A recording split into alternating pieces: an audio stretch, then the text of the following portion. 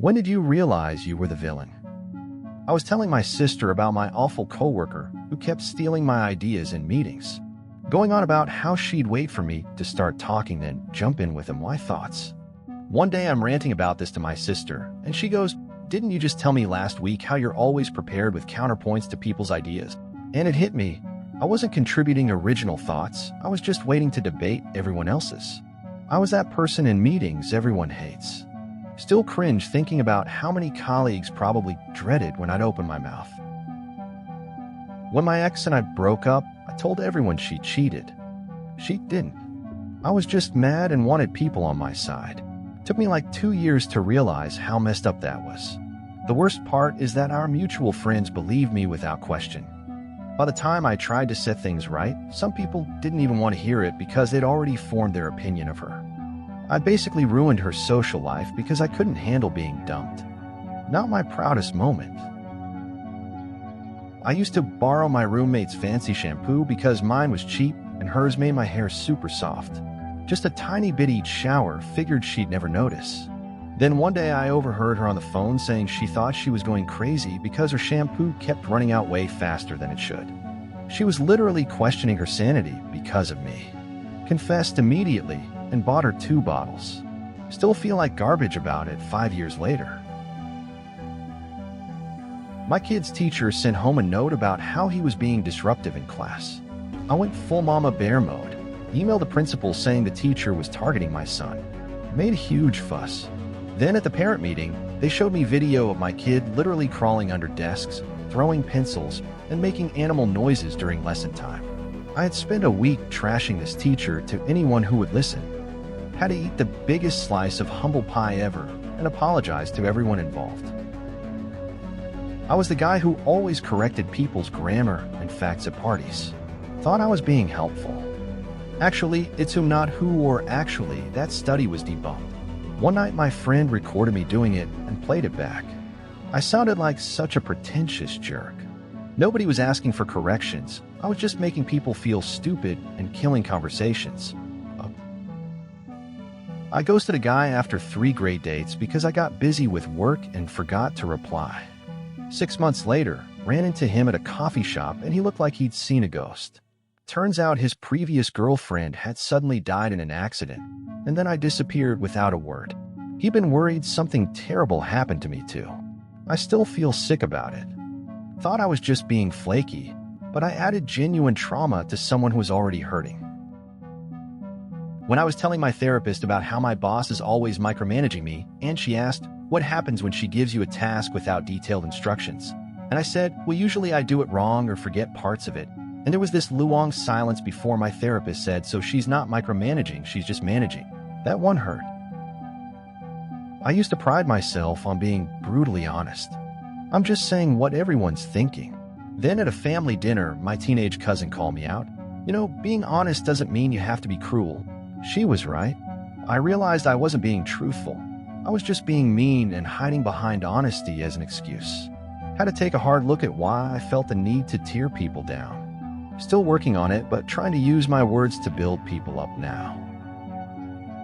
My neighbor's dog barked constantly, and I complained to everyone about it. Left passive-aggressive notes. Even called animal control once. Found out months later the poor guy was going through chemo, could barely walk his dog enough, and the dog was anxious because it knew its owner was sick. I felt like the worst person alive. Now I walk their dog 3 times a week, and we're actually friends. Sometimes the villain can get a redemption arc, I guess. I told my girlfriend she was being too emotional during an argument about something I did.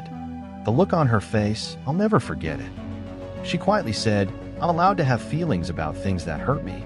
Suddenly realized I'd been gaslighting her for months, making her feel crazy whenever she had valid complaints. Classic manipulator move, and I was doing it without even realizing. Been in therapy ever since, trying to fix whatever made me think that was okay. Found out my work friend group had a separate chat without me. Was furious, felt betrayed, confronted them. Turns out it was created when I was out sick for a week, and they just kept using it for quick questions. Then one girl quietly admitted they sometimes used it when I was being negative, which I apparently was a lot. Didn't realize how much I complained and brought the mood down until they showed me screenshots of me basically trashing everything for weeks. I was the roommate who ate my roommate's leftover pizza. I'd been doing it for months, just taking one slice here and there when she wasn't home, thinking she wouldn't notice or care. She finally confronted me, practically in tears, saying she thought she was losing her mind counting slices wrong. That pizza was the only food she could afford that week.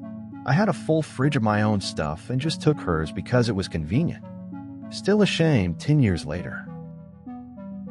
I spent 3 years complaining about this coworker who kept stealing my spotlight and undermining me in meetings. Was going through old work emails recently and realized that actually she had been constantly giving me credit, suggesting my name for projects, and boosting my ideas. I was so insecure I completely twisted everything into a threat. She left last year, and I never got to apologize for being such a jerk to her face. My college roommate asked me not to use her nice pots for certain things. I thought she was being ridiculous and controlling. They're just pots, so I used them anyway when she wasn't home. Found out years later that they were the only thing she had from her grandmother who raised her and died right before college. She knew I was using them because of tiny scratches appearing. Never said anything else about it. I reached out to apologize last year, and she didn't even remember it, but I still feel terrible. I kept joking about my friend's new boyfriend being lame. Called him boring, made fun of his job, rolled my eyes when she talked about him. One day, she snapped and asked why I couldn't just be happy for her. Truth hit me. I was jealous she was spending time with someone else. The boyfriend? Genuinely nicest guy ever who makes her so happy. Now they're engaged and I almost miss being part of it because I was being a selfish friend. Always prided myself on being the office prankster. Thought everyone loved my jokes. During a work happy hour, slightly drunk coworker admitted the prank stressed her out because she was already anxious about job performance. Looking around the table, I saw everyone awkwardly agreeing with her. Turns out my harmless fun was actually making work harder for people already struggling. Nobody had said anything because I was a manager. Talk about abusing power without realizing it. I loudly criticized a stranger's parenting at Target when their kid was having a meltdown.